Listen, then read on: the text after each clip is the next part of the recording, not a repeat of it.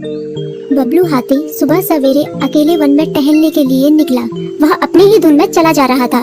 लगता था उसके दिमाग में कोई उलझन है जिसे वह सुलझाने की कोशिश कर रहा था। सड़क पर आगे बढ़ते ही उसके सामने चीकू खरगोश भागा। बबलू का पैर उसके ऊपर पड़ने ही वाला था कि चीकू जोर से चिल्लाया। उसकी आवाज सुनकर बबलू ने अपना पैर पीछे खींच लिया। कहाँ खोए हो बबलू भाई? कहीं नहीं, बस कुछ ऐसे ही सोच रहा था। किस बारे में? तुम जानकर क्या करोगे? शायद मैं तुम्हारी कुछ मदद कर सकूं। तुम तो जानते हो आजकल वन में कितनी चोरियां हो रही हैं, पर चोर का कोई अता पता ही नहीं है। इस बात को लेकर वन के सारे प्राणी चिंतित थे। वे वहाँ खुद को सुरक्षित महसूस नहीं कर रहे थे। अरे चीकू भाई, हम मजबूर हैं। हम चोर को पकड़ ही नहीं पा रहे हैं। वह बहुत चालाक है और अपने काम को बड़ी कुशलता से अंजाम दे रहा है। कहीं कोई सबूत ही नहीं छोड़ रहा। हमारे राजा इस बात को लेकर बहुत चिंतित हैं। यही कारण है कि हम सब इस बारे में सोच रहे हैं। अब तुम मेरी इसमें क्या मदद कर सकते हो? मैं कुछ सोचता हूँ, हो सकता है मुझे कोई उपाय सूझ जाए। प्रयास करने में कोई हर्ज तो नहीं है।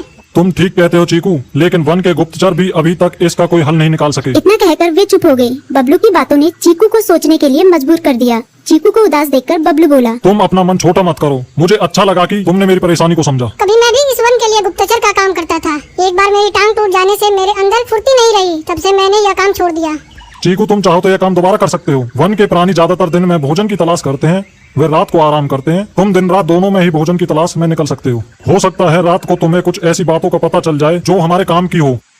हाँ बबलू, तुम ठीक कहते हो। मैं आज रात को वन में घूमकर इस बात का पता करने की कोशिश करता हूँ। थोड़ी देर बातें करके चीकू अपने बिल की ओर बढ़ गया और बबलू अपने रास्ते चला गया। चीकू के दिमाग में अभी तक बबलू की कई बातें घूम रही थी। उसे समझ नहीं आ रहा था वह बबलू की मदद कैसे करे।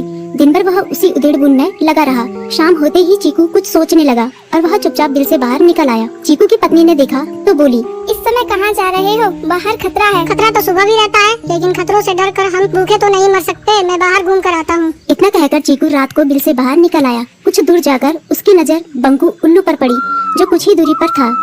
वह पेड़ की डाल पर बैठा अपनी गर्दन चारों तरफ घुमा रहा था। वह तेजी से पेड़ की एक डाल से दूसरी डाल पर उड़ रहा था। बंकू की नजर उस पर नहीं पड़ी थी। कुछ सोचकर चीकू पेड़ के पीछे से बाहर निकलकर थोड़ी खुली जगह पर आ गया और वहाँ से बंकू उल्लू को देखने लगा।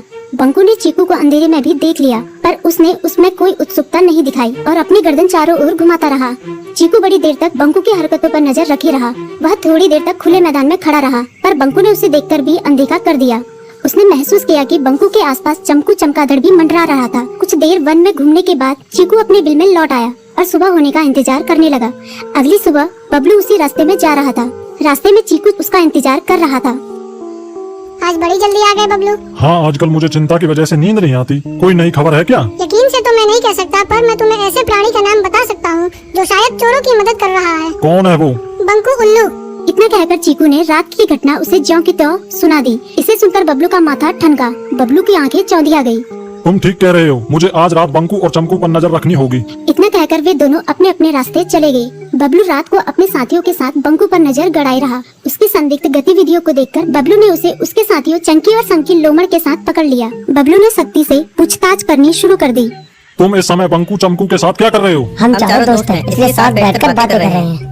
चमगादड़ और उल्लू की दोस्ती तो समझ में आती है, पर लोमड़ के साथ दोस्ती कैसे हो सकती है? सख्ती से पूछने पर दोनों ने अपना जुर्म कबूल कर लिया और सभी चोरियों के बारे में बताया जो उन्होंने कुछ दिन पहले वन में की थी। बबलू ने उनके चोरी का सारा सामान भी बरामद कर लिया। बंकू और चमकू को अभी तक समझ में नहीं आ रहा था कि वो इतनी आसानी से कैसे पकड़ में आ गई।